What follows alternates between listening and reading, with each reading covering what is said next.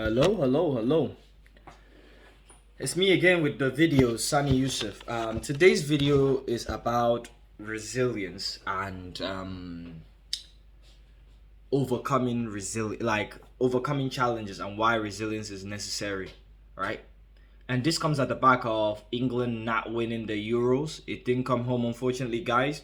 And especially a specific player I want to highlight is Bukayo Saka, right?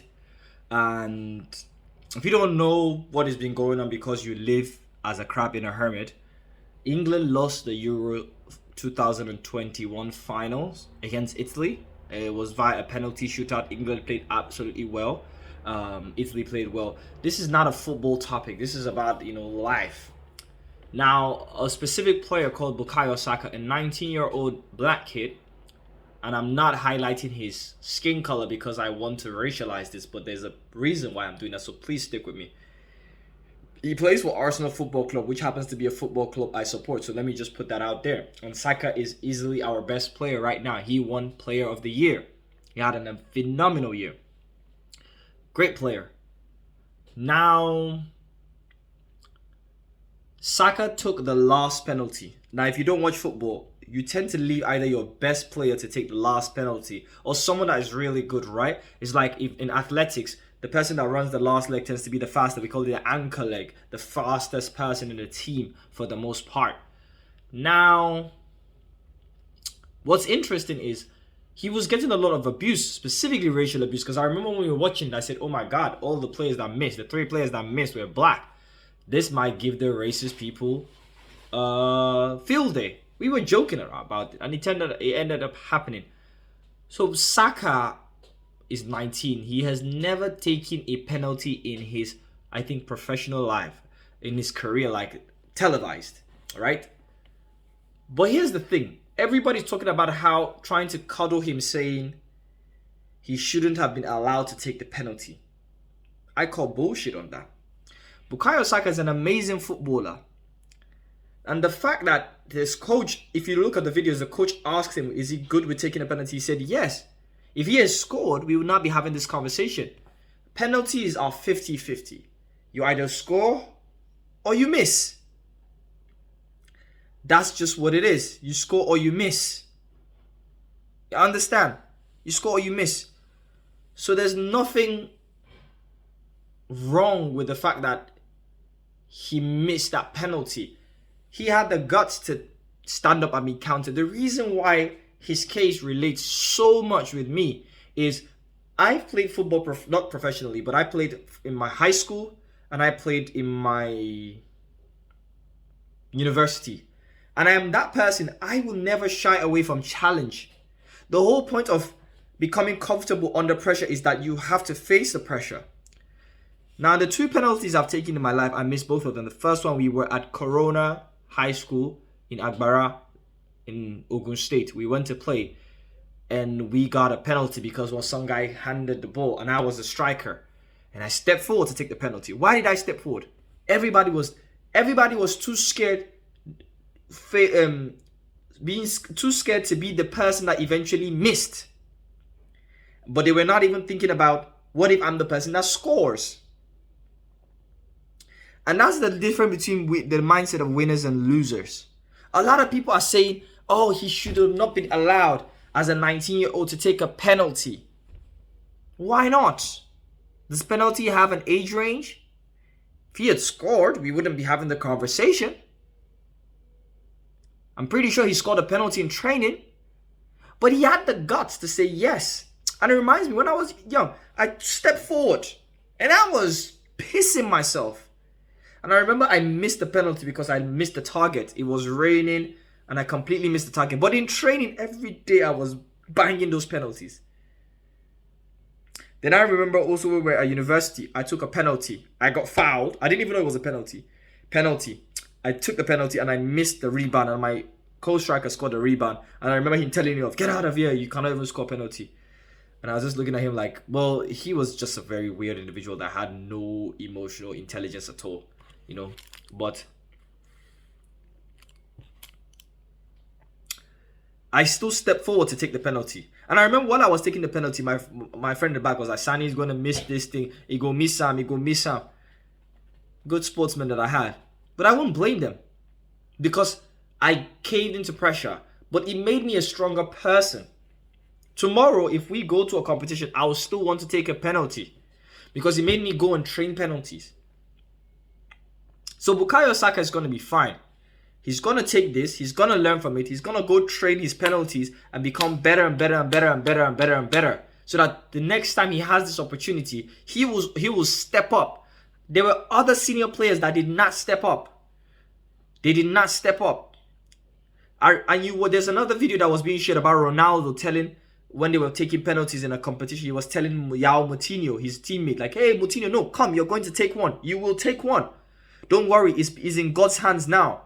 I've seen you take penalties before and you're good at it. It's in God's hands now. And that's the thing, is like, I would always prioritize the person that would come out in public and be like, I'm going to face this very difficult challenge. And I don't care whether I lose, but the fact that I'm confident enough that I'm going to take this challenge. That's much better than the person that will sit behind their back and be like, well, I don't want to be the one to mess it up. Mindset. So for me, it's important. And I've never shied away. Like, it's something that I guess I'm lucky that comes a little bit natural to me. I remember when we were at C school, at Papa, when I was with my leader. C school is this leadership training that you go to while you're in high school in Nigeria. Some schools do it just before you become like leaders in your school, prefect. They kind of, it's like a leadership. You go like, they drill you like soldiers, right? And I remember in my particular group, every time we got a task, when we got the 12-foot wall, I'll be the one in front. I'll be one of the few people because everybody's just quiet. Most people want to be led. Very few people want to lead. Are you a shepherd or are you a sheep? And I would just come up in the front, and I wasn't the biggest guy. I would just be like, hey guys, this is what I think. I have a plan X, Y, Z.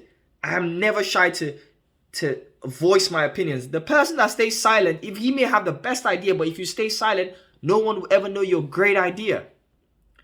So I would come out and I would be like, this is what I think we should do, blah, blah, blah, blah, blah, blah, blah, blah, blah, and make my voice heard. That's what I would do. And for whatever reason, these people would listen. They would listen. They would listen. And over time, even before I spoke, some of them would just naturally look at me. Because that responsibility, I took on that responsibility. I wasn't scared to take on that responsibility. That is strength of the highest order. So Bukayo Saka stepping up to take that penalty is strength. And that for me is the most important thing. I don't care whether he misses it. He took on the challenge, which means he can recover and come back 10 times stronger. Versus someone that never took on the challenge and will stay comfortable and will not fail. And failure is necessary for you to feel bad and then overcome that and become amazing. It's the same thing when I look at my family today. I am now like de facto semi-leader, but I had to earn that. There were times when my sisters, my siblings, my mom would just call me and be like, what do we do? That kind of thing. And I'm like, why are they putting that responsibility on me? But now, over time, I learned to take that responsibility on myself. You don't wait for responsibility to be handed over to you. At some point, real leadership is knowing when to take on the responsibility needed and also when not to. When to take on that responsibility. Bukayo Saka there's another way that could have been handled. He could have easily said, man, I want to take this penalty, but you see, you are a much better penalty taker for me than me. Sometimes I have to do that where I badly want to do, I have an idea and I want my idea, but I'm like, you are more qualified in this particular field. So I'm trusting you because time and time again, you've shown that you can do this. There is that part. That's also strength. Strength is knowing when to and when not to. But the fact that you actually participated is the highest strength. Some people do not participate. They don't say no, they don't say yes. They just let other people come forward. So it's very important. Overcoming adversity is important to your growth. You have to fail, but you have to come up. Is there a new job? your boss is sick, you want to take reins and be like, I'm going to be the manager until my boss recovers. So that next time they're looking for promotion, they'll promote you. Now, you might fail, but you took initiative. Even when it comes to dating between men and women, I ask a lot of my female friends. They say they like men that take initiative. Hey, little mama, how you doing? Okay, you know what? I've had an amazing time talking to you today. How about we meet in central London at 8 o'clock tomorrow and go for some drinks? You know, how would you like that? That's good? Okay, you free at 8? Let's do that. Versus some guys that'll just be like, oh, you're good. Oh, we should meet sometime, waiting for another person to take the initiative. Why is it that women say they find it attractive when a man takes initiative? Because he risks failing. He's saying, it's okay, you might say no, that's fine. But this is what I want, and I'm going to tell you what I want, and I might fail, but that's okay. Taking initiative is the attractive thing. So for everyone watching this video, please take initiative in your life. Don't be, instead of being worried about failing, embrace failure. It's okay if I fail. It will suck for a while, but I will learn and get back better. I'll come back stronger. So take initiative for your life. Take responsibility. Bukayo Saka stepped up to take that penalty. And while everybody's talking about why he shouldn't have been let to take that penalty, he shouldn't have been allowed to take that penalty, I was more thinking, you had the balls to take the final penalty for England in the Euro final, a penalty you needed to score or else they were out. At 19, you had the balls to do that. 10 years from that, at 29, you'd be kidding. You're more prepared than the average person for such an occasion. Because you've been preparing since you were 19. You faced your demons.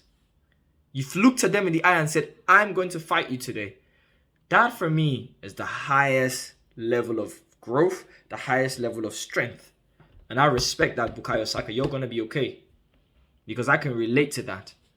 And I am who I am because I have failed. When it comes to talking to girls, I'll go talk to girls. They won't give me the time, but that's fine. When it comes to connecting with people to get opportunities, I'll go try to talk to them. They will not. When it comes to applying for a job that maybe I may not be fully qualified for, that's fine. I do all of that because I believe I can do this. And I might fail, but I will learn something. It's not about the destination for me. It's about the progress and the process. That's what you need to think, the process and the progress. So, Saka, this one's for you.